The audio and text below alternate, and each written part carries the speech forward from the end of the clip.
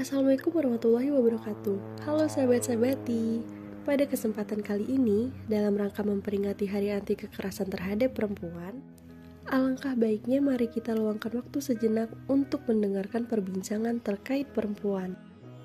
Pada perbincangan kita kali ini, kita akan sharing-sharing dengan sahabati Aul, selaku aktivis perempuan. Baik, halo sahabati Aul, apa kabar sebelumnya? Alhamdulillah baik, kabar Niki gimana? Alhamdulillah, aku pribadi baik mbak. Tapi rupanya tidak dengan rekan-rekan perempuan kita. Mereka sedang mendapatkan bencana di luar sana. Gimana dengan kabar rekan-rekan perempuan kita yang lainnya mbak? Selama sistem yang menjamin keamanan untuk setiap orang masih belum rigid dan belum ada, aku rasa kita nggak akan pernah bisa menjamin keamanan siapapun di luar sana, termasuk rekan-rekan perempuan kita. Iya mbak, bener banget itu. Apalagi banyak banget akhir-akhir ini kasus kekerasan terhadap perempuan. Iya nih, bener banget.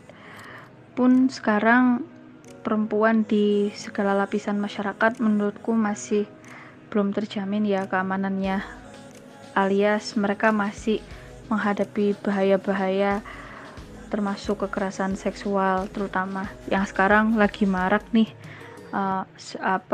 para korban itu speak up, terutama kalau misalnya kita bicaranya pada konteks kampus.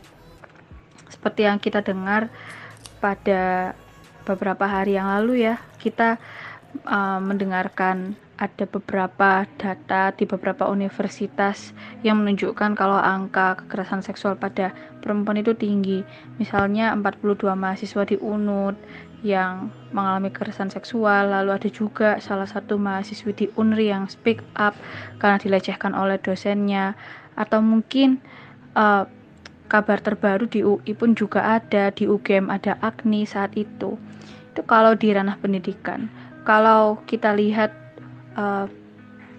di ranah keluarga misalnya, yang kita anggap sebagai ruang paling aman untuk anak-anak dan perempuan, nyatanya tidak juga. Kalau Niki kemarin sempat baca berita ya, ada dua bocah perempuan dicabuli oleh saudara dan juga kerabatnya sendiri gitu, dimana itu pada akhirnya membuat kita mengarah pada satu kesimpulan bahwasanya kekerasan seksual itu bisa terjadi kepada siapapun dan dilakukan oleh siapapun selama niat dan kebejatan itu ada.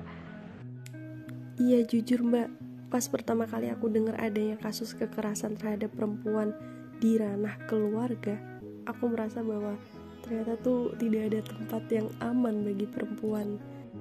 Bahkan mbak, berdasarkan catatan dari Komnas Perempuan, telah terjadi 2.500 kasus kekerasan terhadap perempuan pada periode Januari sampai Juli 2021. Iya, benar banget, Nick. Dan juga mbak, yang membuat lebih prihatin adalah kasus kekerasan seksual yang terjadi di ranah kampus.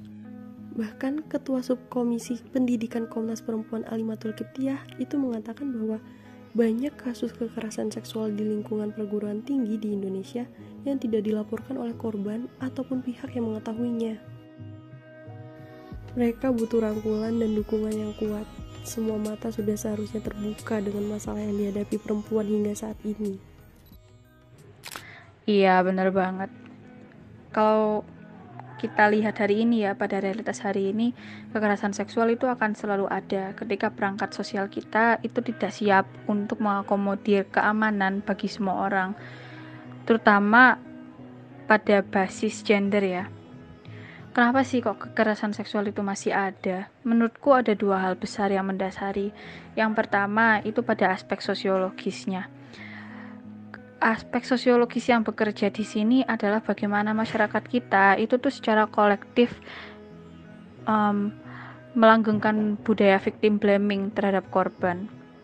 Kayak misalnya ketika ada korban kekerasan seksual yang sampai misalnya sampai penetrasi gitu, atau begal payudara misalnya, ketika kita nggak bisa berempati kepada orang, ya bisa saja kita tuh kayak ngomong, alah cuman gitu doang gitu, atau Anda terlalu melebih-lebihkan, yang dimana ujung-ujungnya hal tersebut justru membidik perempuan sebagai korbannya.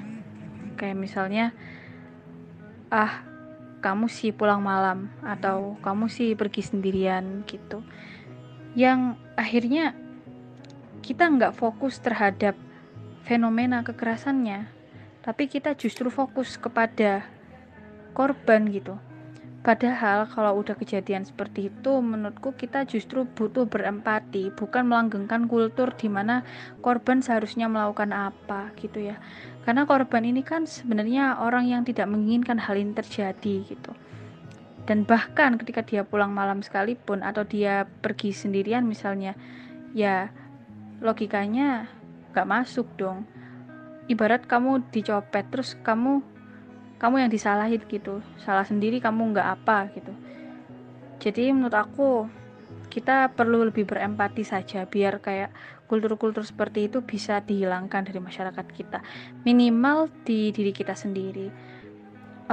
Untung-untung kalau misalnya salah satu dari sahabat-sahabat di Suma menjadi seorang advokat gitu ya, maka sifat empati itu bisa ditularkan ke dalam satu lembaga atau dalam proses kalian mengadvokasi satu kekerasan seksual gitu ya. Nah, terus yang kedua, itu tuh sebenarnya dari segi kebijakan kita tuh belum selesai. Nah, seperti misalnya Permendikbud TPKS kemarin kan sudah ada, itu sebuah kabar gembira ya untuk kita semua, karena pada akhirnya kita ada di ruang pendidikan itu bisa lebih tenang, karena dari segi kebijakan kita udah dilindungi. Nah, bagaimana dengan RUU PKS yang saat ini berubah nama jadi RUU TPKS ya?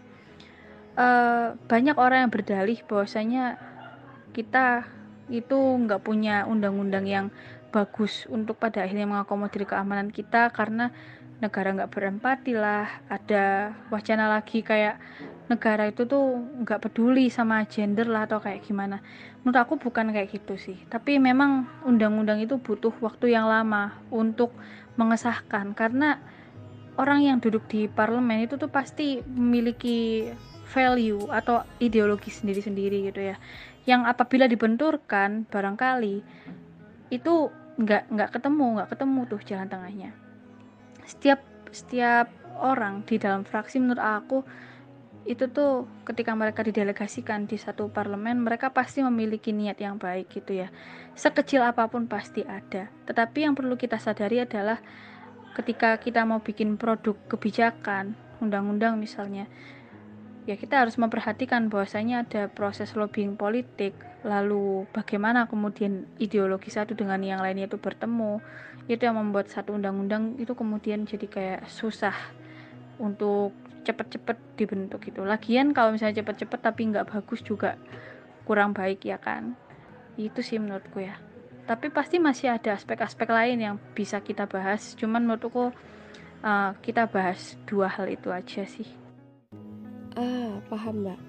Kalau kita fokus pada dua hal tadi, khususnya pada peraturan, mungkin bisa dikatakan bahwa tidak semua pihak itu menyulitkan keadilan bagi perempuan. Namun memang situasi dan juga kondisi yang tidak memungkinkan untuk menetapkan peraturan jangka panjang secara singkat. Ya, memang menyatukan pemikiran dari banyak kepala bukanlah hal yang mudah. Oke mbak. Nah, selanjutnya aku mau nanya nih, menurut mbak pribadi, gimana sih cara agar kekerasan terhadap perempuan ini berkurang atau bahkan berhenti mbak? Oke, kalau pertanyaannya gimana sih caranya agar kekerasan seksual itu tuh nggak akan terjadi lagi atau terminimalisir lah paling nggak. Banyak hal yang bisa kita lakukan. Yang pertama, jangan capek-capek buat menyuarakan tentang isu ini gitu. Karena kalau satu isu itu padam, artinya orang-orang itu tuh udah nggak menaruh interest lagi terhadap isu tersebut, sehingga isu itu bisa aja kayak tenggelam dan nggak akan pernah dibahas lagi. Padahal masih banyak orang yang banyak orang sebenarnya yang menjadi korban tapi keep silent karena mungkin mereka nggak punya relasi, mungkin mereka nggak punya power, atau mungkin mereka nggak punya akses pendidikan yang cukup untuk membuat mereka lebih percaya diri untuk speak up gitu. Terus yang kedua menurutku ya, kita coba deh posisikan diri sebagai orang yang memiliki probabilitas untuk memperkosa atau melecehkan. Jadi kalau minta kekerasan seksual itu terminimalisir, ya jangan memperkosa, jangan melecehkan, jangan ngerusak ranah privasi orang lain gitu. Jadi kita posisikan dulu diri kita tuh sebagai orang yang bisa aja nih ngelakuin kekerasan seksual. Nah, yang bisa kita kontrol adalah diri kita sendiri. Nah, gimana sih caranya ngontrol diri sendiri? Ada dua cara. Yang pertama, edukasi dirimu untuk bisa berempati terhadap orang lain. Dan yang kedua, edukasi dirimu secara kognitif. Agar kamu bisa memahami diri kamu sendiri. Terus, kamu juga bisa lebih menghormati orang lain. Secara teoritis maupun secara praktis. Nah, kalau secara kognitif nih, kita kan sering dengar istilah seksual consent ya, yang dimana itu seringkali disalahpahami oleh orang-orang bahwasanya oh ini tuh bisa ngelegalin zina, ini tuh bisa ngelegalin hubungan di luar nikah dan sebagainya. Tetapi lebih dari itu, ketika kita paham soal seksual consent, yang pertama kita akan bisa lebih menghargai value orang lain, dan yang kedua kita bisa ngontrol diri nih. Kalau ketika orang bilang enggak dan dia punya value yang lain, dia punya ideologi yang beda dari kita sehingga persetujuan itu tidak tercapai, ya kita nggak akan pernah memaksa dia gitu, karena individual choice kita itu nggak boleh ngerusak individual choice dia gitu sih. Wah, bener banget Mbak. Kita sendiri sebagai masyarakat juga sudah seharusnya untuk sadar dan bergerak mengatasi permasalahan kekerasan terhadap perempuan saat ini. Karena memang kesadaran dari diri sendiri itu adalah jawaban yang bisa dikatakan paling utama. Oke Mbak, berhubung durasi pertemuan kita yang cukup singkat kali ini, mungkin aku langsung saja bacakan Q&A ya. Nah, pertanyaan pertama seperti ini Mbak. Dengan banyaknya fenomena saat ini, terkadang banyak orang sulit membedakan mana kekerasan dan mana yang tidak. Lalu Mbak, bagaimana cara kita mengartikan apa itu kekerasan, khususnya kekerasan terhadap perempuan? Oke, jadi bagaimana sih suatu peristiwa itu tuh bisa disebut sebagai kekerasan atau tidak? Sebenarnya ketika kita berusaha untuk melihat apakah kekerasan itu terjadi kepada korban atau tidak, itu harus kita lihat berdasarkan perspektif korban. Itu untuk menghindari logika kita mendominasi pengalaman subjektif dari korban itu sendiri. Misalnya seperti apa? Nah, misalnya nih, ada seorang korban begal payudara atau tiket calling deh. Bagi kita, orang yang di luar diri dia yang tidak mengalami pengalaman tersebut atau memiliki value yang berbeda, kita bisa aja bilang kayak halah gitu doang. Tapi bagi dia yang barangkali memiliki trauma yang mendalam dan pada akhirnya catcalling atau begal payudara tadi itu nge-trigger dia, ya itu adalah tindakan yang merugikan dia gitu loh.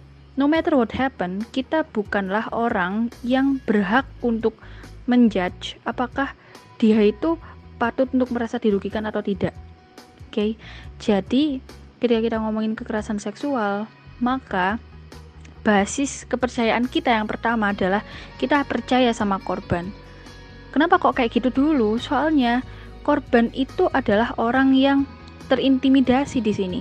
Dia adalah orang yang most likely nggak punya power. Mengingat ketika kita melihat fenomena kekerasan seksual nih ya, most likely pelakunya adalah orang-orang yang punya relasi, orang-orang yang punya power, orang-orang yang mungkin di depan, di front stage-nya itu tampil sebagai orang yang kelihatan alim gitu ya. Nah, pada akhirnya ketika korban itu speak up, dia tuh selalu dia tuh pastinya udah berpikir panjang gitu loh, kalau resikonya orang gak bakal percaya sama dia. Nah, maka dari itu, kita nih sebagai orang luar nih, menurutku percaya korban terlebih dahulu deh. Soalnya dia sebagai korban pun menurutku ya sudah sangat dirugikan gitu loh. Dengan sistem pada konteks wilayah Indonesia yang seperti ini, untuk menjadi korban itu sulit. Jadi makanya butuh yang namanya empati gitu. Itu sih. Jadi itu kekerasan atau tidak tergantung nih, ini korbannya ngerasa dirugiin atau enggak gitu. Oke, paham. Berarti minimal kita mendengarkan dari pihak korbannya dulu ya Mbak. Maksudnya kita tidak boleh langsung menjudge ini tuh adalah kekerasan atau ini tuh bukan kekerasan gitu. Jadi kita harus mendengarkan dari si korban dulu bagaimana pernyataan dia dan apa alasan dia, seperti itu ya Mbak ya. Iya, betul kayak gitu, Nick. Oke Mbak, selanjutnya kita ke pertanyaan yang kedua.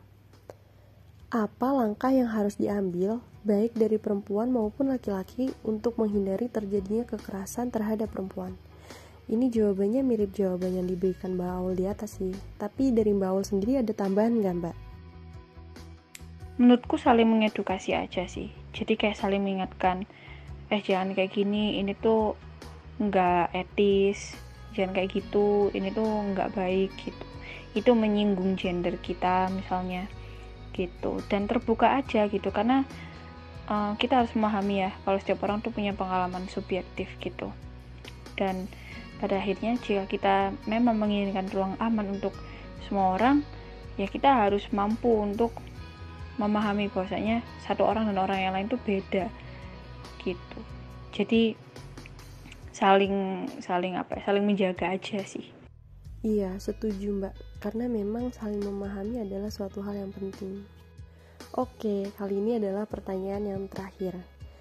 Bagaimana cara menghindari lelaki yang toksik? Wah, ini hubungannya sama relasi ya. Aku rasa setiap kita pasti pernah menghadapi orang-orang toksik ya.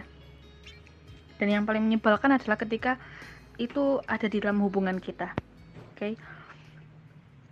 Kalau menurutku, cara yang pertama, 1, jangan pacaran sama laki-laki toksik, udah selesai.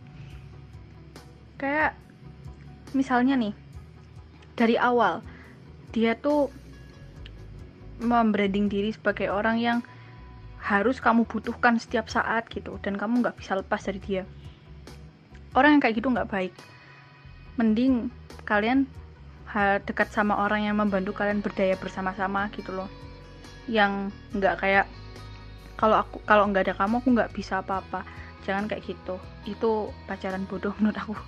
Ya sama-sama berdaya aja gitu. Dan emang sulit untuk menemukan perempuan maupun laki-laki yang kayak gitu loh, karena pastinya kita akan berdaya dengan cara kita masing-masing, bukan? Nah, bentuk ketoksikan lain adalah ketika dia tuh sering memanipulasi kamu, sering membohongi kamu, sering mengucilkan kamu, mengecewakan kamu gitu. Nah, makanya dalam setiap hubungan, baik pertemanan maupun berpacaran atau berelasi rumah tangga suami istri ya, ada yang namanya red flags gitu. Bendera merah, tanda-tanda bagi kamu untuk meninggalkan pasangan kamu gitu. Banyak sekali tanda-tandanya. Seperti yang aku jelaskan tadi. Kalau dia udah mulai memanipulasi kamu, dia selingkuh, dia nggak jujur, dia bohong, dia suka mansplaining misalnya, dia egois, ya tinggalkan aja sih gitu. Karena apa? Most likely perempuan itu nggak mau ninggal pacarnya even if setoksik apapun, karena dia merasa aku harus bisa memperbaiki laki-laki ini gitu. Padahal kita bukan bengkel. The only one yang bisa memperbaiki dirimu itu ya dirimu sendiri gitu loh. Ada juga aku dulu pernah deket sama cowok, dia tuh menginginkan agar aku selalu mengerti dia gitu. Padahal dianya nggak pernah ngertiin aku. Ya itu artinya egois gitu. Masih childish gitu sih. Jadi ya udah aku tinggalin aja gitu, karena aku ngerti seberapa berharga diriku gitu loh. Jadi untuk menghindari laki-laki toksik, yaitu kenali red flags, dan yang kedua kenali seberapa berharga kamu gitu. Jangan ragu-ragu ninggalin. Nggak apa-apa sendiri, yang penting kalian bahagia aja, karena suatu saat kalian akan ketemu sama orang-orang yang berenergi baik sama seperti kalian gitu. Wah, jawabannya bukan hanya membuka pemikiran saya sih Mbak, tapi juga cukup menampar bagi saya. Ya, semoga kita semua baik perempuan maupun laki-laki dijauhkan dari sifat-sifat toksik tersebut. Baik, terima kasih sekali Mbak Ul untuk jawaban-jawaban yang sangat bermanfaat itu tadi. Dari Mbak Ul sendiri, apakah ada pesan untuk para perempuan? Oke, jadi pesan dari aku dikit aja sih. Untuk meminimalisir kekerasan seksual yang ada di dekat kita saat ini, menurut aku kita butuh untuk mengedukasi diri agar bisa lebih berempati, maupun secara kognitif kita bisa untuk memahami apa yang sebenarnya terjadi di lingkungan sosial masyarakat kita gitu. Sehingga kita tuh bukan orang yang kosongan dan kayak menjadi tim hore aja, kayak ikut-ikutan doang, tapi kita benar-benar memahami substansi gitu sih. Oke Mbak Aul, sekali lagi aku berterima kasih untuk sharing-sharingan tadi karena itu benar-benar menambah wawasan aku. Semoga sharing-sharingan tadi dapat bermanfaat bagi kita semua. Terima kasih sahabat-sahabat yang telah mendengarkan. Semoga di lain waktu kita masih diberikan kesempatan untuk bertemu.